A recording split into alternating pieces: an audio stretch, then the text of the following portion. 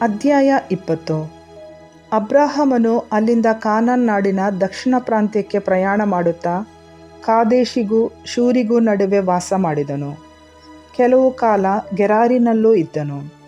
ಅಲ್ಲಿದ್ದಾಗ ಅಬ್ರಹಾಮನು ತನ್ನ ಹೆಂಡತಿ ಸಾರಾಳು ತನಗೆ ತಂಗಿಯಾಗಬೇಕೆಂದು ಹೇಳಿಕೊಂಡನು. ಈ ಕಾರಣ ಗೆರಾರಿನ ಅರಸನಾದ ಅಬೀಮೆಲೆಕನು ಆಕೆಯನ್ನು ಕರೆಸಿ ತನ್ನ ಮನೆಯಲ್ಲಿ ಸೇರಿಸಿಕೊಂಡನು. ಆದರೆ ದೇವರು ಅಬೀಮೆಲೆಕನಿಗೆ ಕನಸಿನಲ್ಲಿ ಕಾಣಿಸಿಕೊಂಡು, ನೀನು ಆ ಮಹಿಳೆಯನ್ನು ಸೇರಿಸಿಕೊಂಡ ಕಾರಣ ಸಾಯತಕ್ಕವನು, ಆಕೆಗೆ ಗಂಡನಿದ್ದಾನೆ ಎಂದರು. ಅಬೀಮೆಲೆಕನು ಆಕೆಯನ್ನು ಅಲ್ಲಿಯವರೆಗೂ ಕೂಡಿರಲಿಲ್ಲ. ಎಂದೇ ಅವನು, ಸ್ವಾಮಿ, ನಿರಪರಾಧಿಯಾದ ಪ್ರಜೆಯನ್ನು ನೀವು ನಾಶ ಮಾಡುವಿರೋ? ಆ ಮನುಷ್ಯನೇ ಈಕೆ ನನಗೆ ತಂಗಿಯಾಗಬೇಕೆಂದು ಹೇಳಿದ. ಈಕೆಯು ಆತನು ನನಗೆ ಅಣ್ಣನಾಗಬೇಕೆಂದು ಹೇಳಿದಳು. ಶುದ್ಧ ಮನಸ್ಸಿನಿಂದ ಹಾಗೂ ಶುದ್ಧ ಹಸ್ತದಿಂದ ಈ ಕಾರ್ಯ ಮಾಡಿದೆ ಎಂದನು. ಅದಕ್ಕೆ ದೇವರು ಪ್ರತ್ಯುತ್ತರವಾಗಿ, ನೀನು ಶುದ್ಧ ಮನಸ್ಸಿನಿಂದ ಈ ಕಾರ್ಯ ಮಾಡಿದೆಯೆಂದು ನಾನು ಬಲ್ಲೆ. ಆದ ಕಾರಣವೇ ನನಗೆ ವಿರುದ್ಧವಾಗಿ ನೀನು ಪಾಪ ಮಾಡದಂತೆ ತಡೆದು ಆಕೆಯನ್ನು ಮುಟ್ಟಗೊಡಿಸಲಿಲ್ಲ. ಈಗ ಆ ಮನುಷ್ಯನ ಹೆಂಡತಿಯನ್ನು ಮರಳಿ ಅವನಿಗೆ ಒಪ್ಪಿಸಿಬಿಡು. ಅವನೊಬ್ಬ ಪ್ರವಾದಿ, ನಿನ್ನ ಪರವಾಗಿ ನನ್ನನ್ನು ಪ್ರಾರ್ಥಿಸುವನು. ನೀನು ಬದುಕುವೆ. ಆಕೆಯನ್ನು ಒಪ್ಪಿಸಲು ನಿರಾಕರಿಸಿದೆಯಾದರೆ ನೀನು ನಿನ್ನವರೆಲ್ಲರೂ ಸತ್ತೇ ಸಾಯುವಿರೆಂದು ತಿಳಿದುಕೋ ಎಂದು ಕನಸಿನಲ್ಲಿ ಹೇಳಿದರು.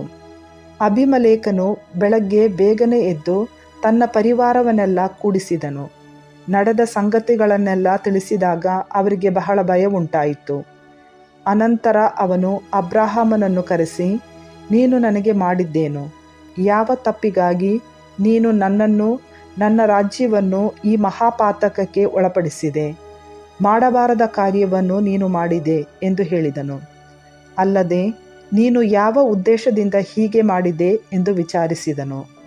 ಅದಕ್ಕೆ ಅಬ್ರಹಾಮನು, ಇಲ್ಲಿಯ ಜನರಿಗೆ ದೇವರಲ್ಲಿ ಭಯಭಕ್ತಿ ಇಲ್ಲವೆಂದು ನನ್ನ ಹೆಂಡತಿಯ ನಿಮಿತ್ತ ನನ್ನನ್ನು ಕೊಂದಾರು ಎಂದು ಭಾವಿಸಿದೆ.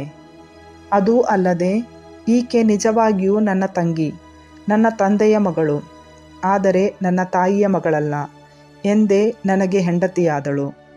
ನಾನು ದೇವರ ಸಂಕಲ್ಪಕ್ಕೆ ತಲೆಬಾಗಿ ತಂದೆಯ ಮನೆಯನ್ನು ಬಿಟ್ಟು ದೇಶಾಂತರ ಹೋಗಲು ಹೊರಟಾಗ ಈಕೆಗೆ ನಿನ್ನಿಂದ ನನಗೊಂದು ಉಪಕಾರವಾಗಬೇಕು. ಅದೇನೆಂದರೆ, ನಾವು ಹೋದ ಕಡೆಯೆಲ್ಲ ನಾನು ನಿನಗೆ ಅಣ್ಣನಾಗಬೇಕೆಂದು ಹೇಳು ಎಂದು ತಿಳಿಸಿದೆ ಎಂದನು. ಆಗ ಅಬೀಮೆಲೆಕನು ಅಬ್ರಹಾಮನಿಗೆ ದನಕುರಿಗಳನ್ನು ದಾಸದಾಸಿಯರನ್ನು ಕೊಟ್ಟು ಅವನ ಹೆಂಡತಿ ಸಾರಾಳನ್ನು ಅವನಿಗೆ ಒಪ್ಪಿಸಿದನು. ಅದೂ ಅಲ್ಲದೆ, ಇಗೋ, ನನ್ನ ನಾಡು ನಿನಗೆ ತೆರೆದಿದೆ, ಇಷ್ಟ ಬಂದ ಕಡೆಗೆ ಹೋಗಿ ವಾಸ ಮಾಡು ಎಂದನು.